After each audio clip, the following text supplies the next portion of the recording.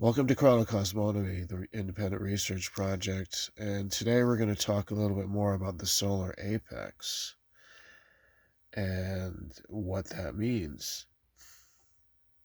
Now, I would like to get my hands on all the details of the data that was collected when they discovered that or when they announced the theory, because everything really is a theory, especially the new stuff in the past 60 or 80 years. And I'm just reworking everything as I'm apt to do. Everything needs to be tested. So I'm working on terminology, how to label everything. Here I'm working on the celestial mechanics, which is very mechanical. So I'm using some of the same methods or what would we call it? Like what we're thinking about it to build the theory, theoretical components. I'm using the same ones that we have from Aristotle or Descartes or Isaac Newton or even Leonardo da Vinci. And you see in this visual, the diagram, that I have something going on with the orbital paths, as I like to call them. Because of the solar apex and the local standard of rest, which is the LSR abbreviated, that is the abbreviation for the local standard of rest. And that is how we know the solar apex is a part of that. Because the solar apex is the point that we're moving towards. So in these diagrams, it's this way. And I did some calculations into the speed, and which is velocity. It's actually velocity, specific velocity is 30,000 miles per hour or 13.4 kilometers per second. Now that's what was given. And we can convert in and out of these. I prefer to use miles, to be honest with you. I don't like to use metric. 30,000 miles per hour comes out to 720,000 miles per day, which comes out to 262,980,000 miles, which is rounded up to 263 million miles per year. That is a forward motion, and I call it three-motional. Now, if that is the case, and we don't want to get distracted yet by the galactic speed around the galactic center, which is a different measurement. And also there is the measurement of the galaxy through the whole universe, which is crazy fast. But these are three frames of reference beyond the frame of reference of just the Earth orbiting around the sun, which is a heliocentric frame of reference, a fourth one out of these three, fourth going backwards, and then to the geocentric, which is the first or zero frame of reference, because it's where we are. And if you count those, there's four or five. So after the heliocentric would be the local standard of rest solar apex, and then the galactic center, and then the multiple galaxy motion around the universe.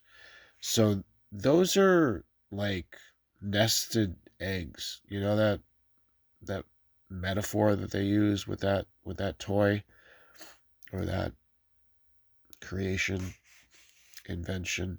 So you got like these dolls inside of each other, and the frame of reference keeps getting wider, just widens out. And you notice that the higher up you go to the bigger area of space, the speeds increase exponentially. So that is something to take note of. And then you could say, what's the combined total of these? But what you really want to know is what is the resulting velocity, not necessarily the speed, because isn't that just by adding it all up? But that's sort of meaningless if you don't know velocity. So let's get into the speed, though, of the Earth on its orbital path, which is heliocentric frame of reference and not the LSR frame of reference with the solar apex frame of reference. Heliocentric speed of the Earth on its orbital path, right there and there in my diagrams, and also here close up in relation to Venus. That's Venus. And here in relation to the sun, that's the sun. And here, even smaller, in relation to the moon, that's the moon. New moon, full moon. So the speed that it goes, I keep going like this for the moon, but the speed of the Earth, if we were to say that the Earth is definitely traveling this way and the moon is traveling around it, the Earth is going at approximately, just off of the top of my head, I think it is 264,000 miles per hour. I'm sorry, per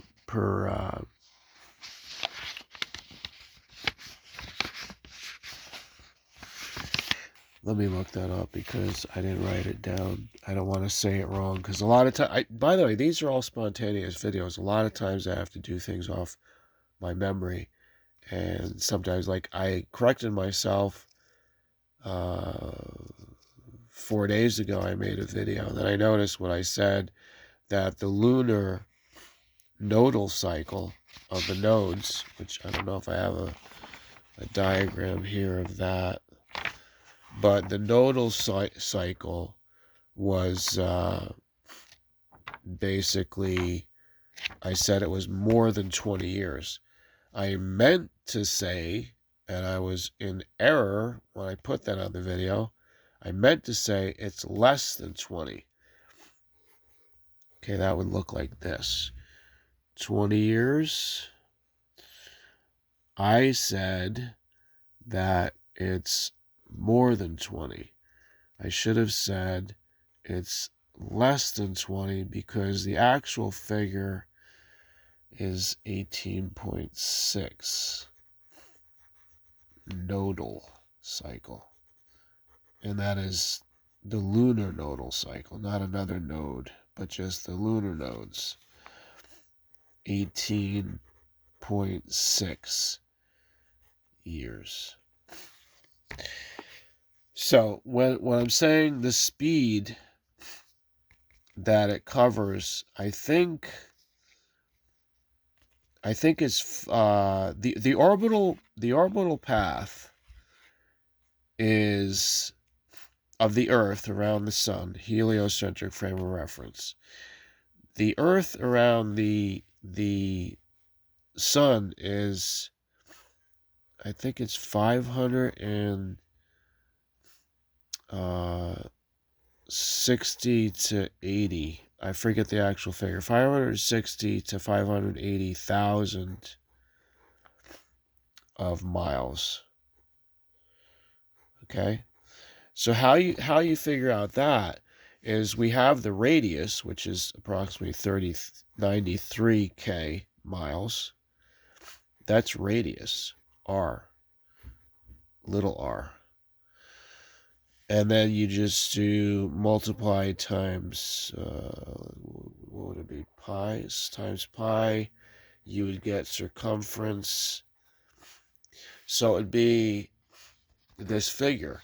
So that's the distance measured of the orbit, the orbital distance, or as I call it, the orbital path, which I don't always use applied to the frame of reference of the heliocentric, but I do it to the other frame of reference, which is the Neptunocentric, with the subheliocentric nucleus. Well, we'll get into all this kind of stuff later on. That's a more advanced class. So I'm just talking about the distance that this travels. And so compared to this speed here that we give in kilometers per second of 13.4, the speed of the Earth on this track of 580,000 kilometers, approximately 560 or 580, I forget which one, but that distance, it's traveling at, I think that comes out to 6.8 kilometers per second, if I remember correctly. So that's almost half of this speed. Or no, it's a little bit more than half of this speed. So I was trying to figure out how they took the measurements for the solar apex velocities, because the amount of distance it covers in 1 year, 263 million, rounded off, 263 million miles, compared to diameter. The diameter would be here. So that's 2 times 93. Okay, because the distance, average distance, is about 93 million, which is a radius. So you just multiply it times 2, and you get about roughly 186 plus. So compared to this total distance that we travel in the solar apex forward, that's not much more than this. So how is that possible? Even in a heliocentric frame of reference, which is the standard, which is consensus now that that's the way it is, that's the best way to look at things, which I disagree. But if you use the heliocentric frame of reference or the system model, the Earth travels this far in a year. Wait a second. This is not the heliocentric. So the heliocentric will look something like this. So that's an ellipse, and if this is the sun again, as you see up here, this is the sun. I should make it fancy for you. Let's do some color. Let's make color, because I'm an artist.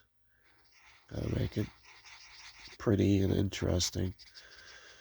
So there we go. There's the sun, but in the heliocentric view, here also is the sun, and it's going to be a little bit different. We have these distances, as I've been saying, would be in this diagram roughly. This is such a rough diagram. But the whole entire circumference is at 560 or 80. I'm sorry. I have to look. I have to stop the camera and look it up. But let's just say we know that this is approximate. If that's the whole entire track, then the way I do it with a three-motional, because this is not three-motional, this is denying like another very important motion. But when we factor it all in, this motion shows that we moved on this, whatever this distance is, has to be greater than this because it's elongated with the motion and the increased speed. So it's going to be greater than this. So what I'm saying is that the local standard of rest velocity doesn't seem to even account for enough of this forward motion that would be going on.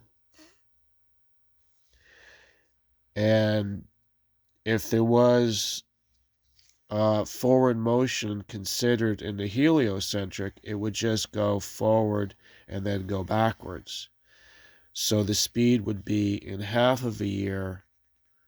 I hope you're following me. You can always rewind and listen again to what I'm saying, but I am definitely making sense here. This is pretty complex, but we have to think it through a lot. That's why I make the video, and then we can use it as a starting point for the entire class that we're going to have.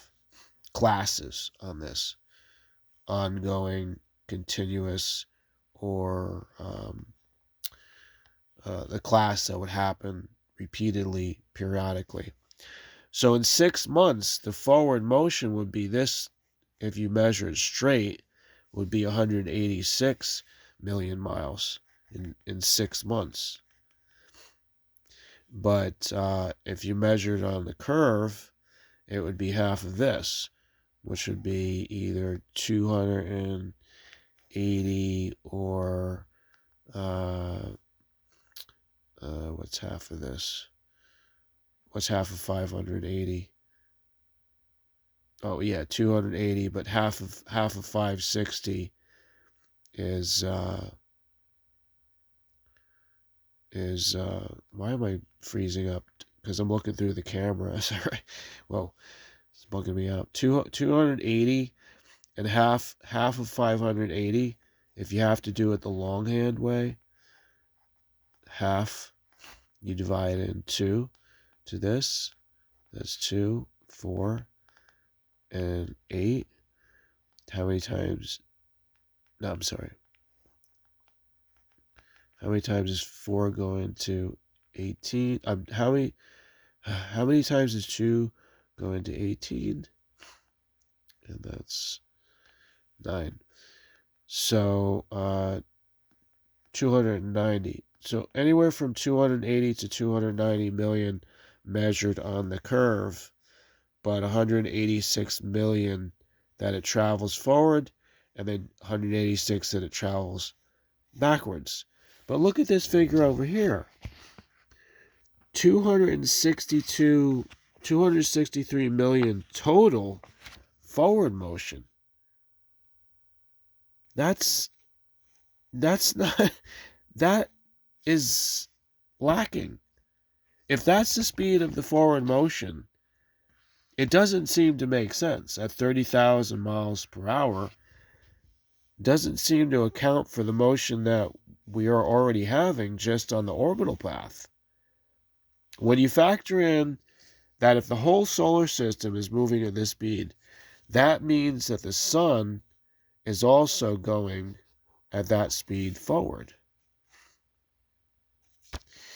All right, there's a lot of things to figure out here. It's multiple layers, and as I have coined the term, let's look over here to where I put my key box. This is the key, and I'm going to make another statement here to conclude with. Multicentric is a principle. I don't think that I would call it a law. Not yet. I don't think it's like a major law to follow. I think it's a principle to base other things on. That's what I'm positing right now. The term of my new terminologies is multicentric. Thanks for listening, and if you have any comments or you want to sign up for the classes that are upcoming in the future, then definitely get in touch.